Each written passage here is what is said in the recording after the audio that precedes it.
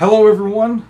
Today I've got something here that I really have been dying to receive in the mail. This is my brand new V-Force grill in reverse olive.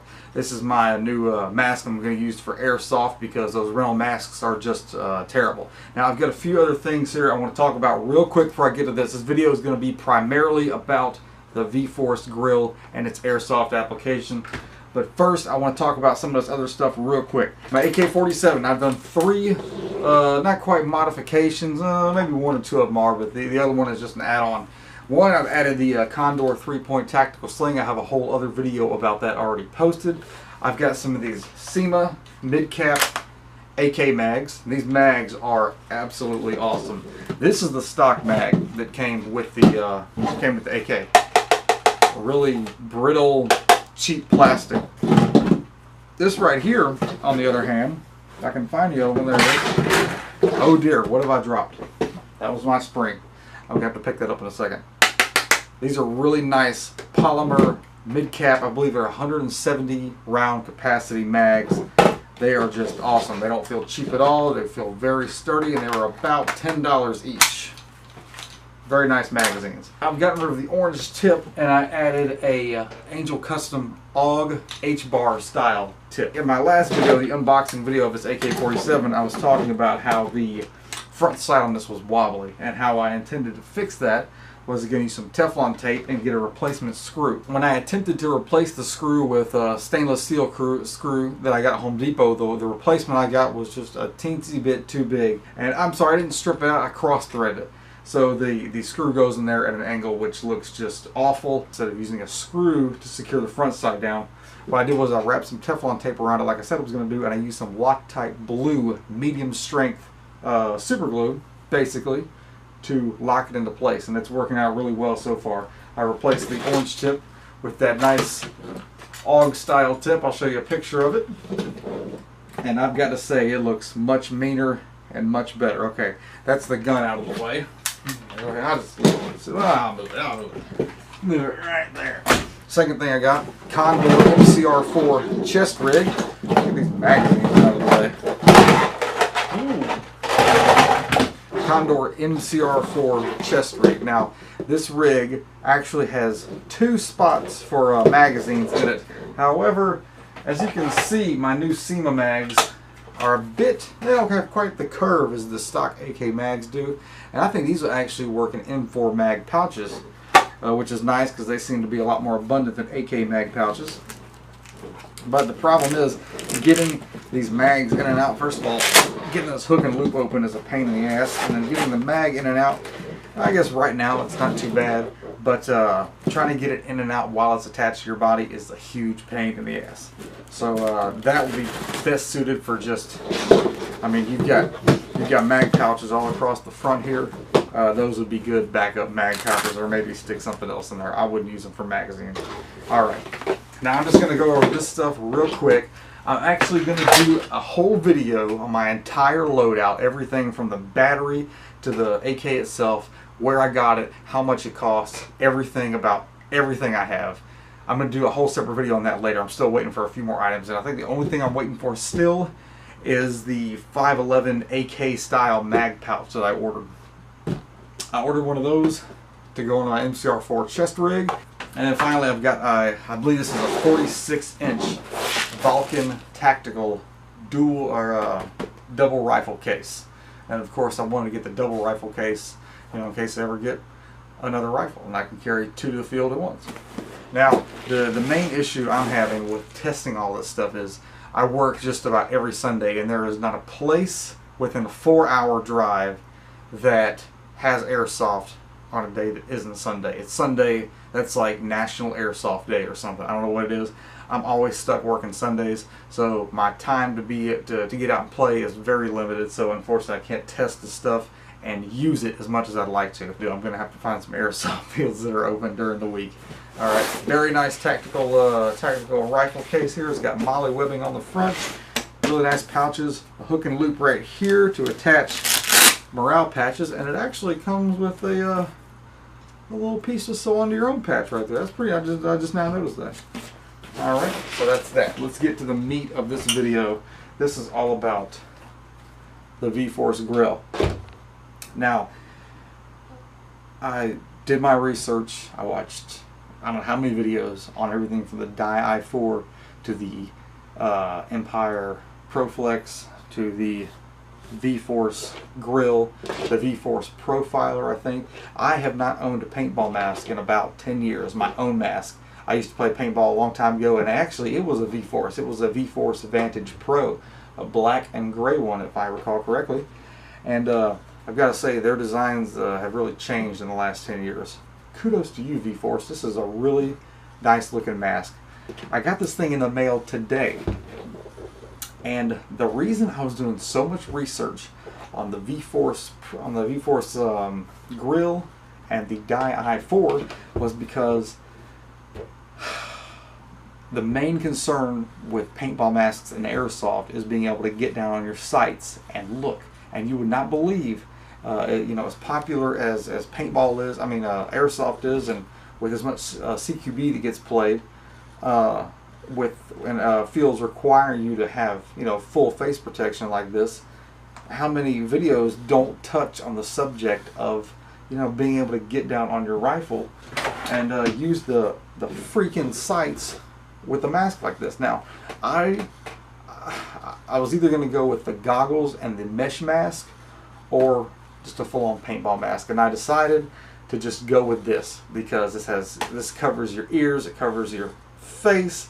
You know, it's obviously, you know, it's goggles and face protection in one, so there's no worry about, you know, compatibility with one or another. Another thing is, for some reason, paintball masks seem to have a lot more paintball masks seem to have better fog protection than just regular goggles. I mean, unless you're going to spend, you know, over $100 on a set of goggles, paintball masks are really, you know, they seem to, I guess fogging is a huge issue with paintball masks anyway, so I guess they've got it figured out by now. Now, I was under the impression that all the V-Force grill masks came with a single pane lens, and you could buy a dual pane thermal lens to put in there if you wanted to.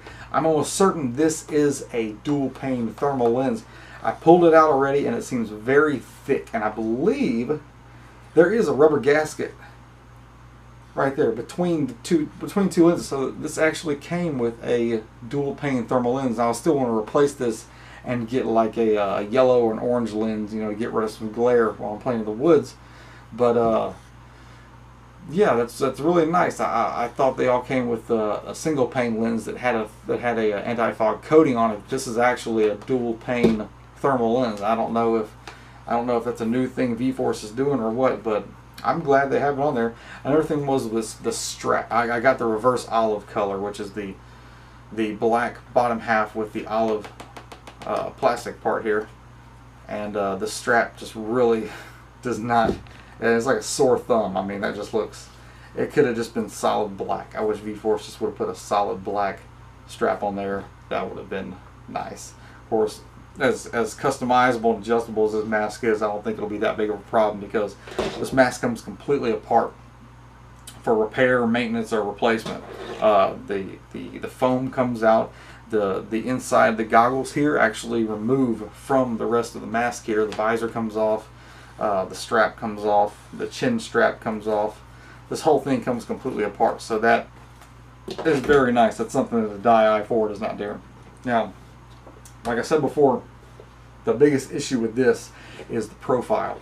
And I believe why the Dye i4 is so popular with airsofters is because of its insanely low profile. It goes right there to your jawline. And you know, when you're trying to get down on your rifle and shoot, that's what you got to have. You know, you want that thing as low as possible, especially if you don't have any optics and you're just running iron sights. I was under the assumption that the entire outside of the mask here was this soft rubber, and I thought, you know, even the green part here, that is plastic. That is a hard plastic, even down to here. So really, you've only got this right here that flexes. This is hard plastic right here.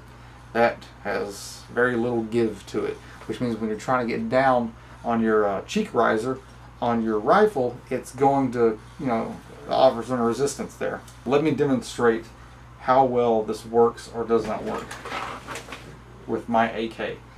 Okay, so we got our mask on here. Alright, so I've got my weapon raised up. Right here, this should be pretty comfortable right here. I can't see down my sights at all because it is bumping right there, it feels like. If this whole mask was made out of this flexible rubber here, I would be good. But what I actually have to do is to get down, I have to bring my gun up farther than I normally would, like this, and cock my head at an extreme angle. So, like there, right there, I can see down my sights. This is horribly uncomfortable. Very uncomfortable to do this. It doesn't feel natural at all. It feels like I'm having to overextend my neck and get it down over my sights on my gun. Oh dear, I've lost my hat. If you had a hollow sight or a tack sight or a red dot sight, probably wouldn't be nearly as bad to try to get down on your sights and look, especially how far this rail is raised here. But trying to get down your iron sights with this mask is a pain in the ass, big time. It hurts your neck, and I can't imagine doing that all day long. Another thing I was kind of disappointed with was the breathability and the echo from your voice. These vents right here look pretty humongous. I mean, and plus they're right in front of your mouth. I didn't think it would be that big of a problem, but actually that much of your breath doesn't make it through here. It's okay. It can't be as bad as those rental masks where I could barely breathe in those things. This has got to be better than that.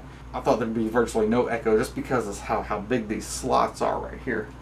And there is a bit of echo, unfortunately, and I haven't tried screaming through this thing, but I'm sure it wouldn't be pleasant. Overall, I'm happy. I believe I paid $90 for this mask. And this is V-Force's top-of-the-line mask, and $90 for a top-of-the-line mask ain't bad. It's also one of the reasons I decided to go with this instead of the dye mask, because I like the color scheme on this a little bit better. I didn't want camo. I like the olive and the black. I think that goes good with a lot of different loadouts. The dye I4 was just a bit too pricey, and especially in the color I wanted. I mean, it was like $150, and that was almost twice as much as this olive green beauty right here. One last thing about this mask, and then I'll stop my ranting. I'll be right back. The only other thing I was concerned about with this mask was the penetration of the BBs into the mask, especially with a mask like this, because I couldn't tell. They don't give any dimensions on how big these holes are. This is obviously meant for paintball, and it's meant to get a bounce off the ball. This isn't meant to stop BB penetration. And the only hole I see there's only the two holes are right there. Those two holes right there, you can fit a 6mm BB through. There it is, sit on top of the hole, and it's through. Now, the odds of somebody actually nailing you right in those two holes, pretty slim, I would imagine. Plus, it still has to. It won't go through cleanly. So some of the material is still going to slow the BB down. So if you do get hit there, well, you're just very unlucky. All in all, I like this mask, and I can't wait to actually get out and go try the damn thing. If I can ever get a day off and go play some Airsoft. Like I said before, I'm going to do a video soon about my entire loadout. Everything from the rifle case to the rifle itself to these magazines. Where you can buy them, how much they were. I was trying to keep a budget in mind with this whole loadout, because I couldn't just go spend like as whatever I wanted on everything. I had to order all in increments, and I actually saved up for a bit for this, and it was on sale when I got it. Oh yeah, one more thing. I'll be right back. I ordered this M113 spring from evic.com because the one video I could find on YouTube where this was being chronographed, he was chronoing it at 415 feet per second, and the field that I play at limits everything to 400. So if they're not going to let me slide, I don't know how much leeway they give you, if 415 is really that much over or not. But this is a M113 spring I got from Evic, and it is rated from 300 and I think 340 to 400 FPS. So if this don't fly, I'm gonna pop the spring out of here at the field, switch it out with this one. All right, but I think I've gone over everything I want to do in this review. As soon as I get some playtime in, I'm gonna upload some GoPro footage. I'm gonna give you my full thoughts on this bad boy right here and all my gear, and it's gonna be a good time. So thanks for watching. I'll be right back.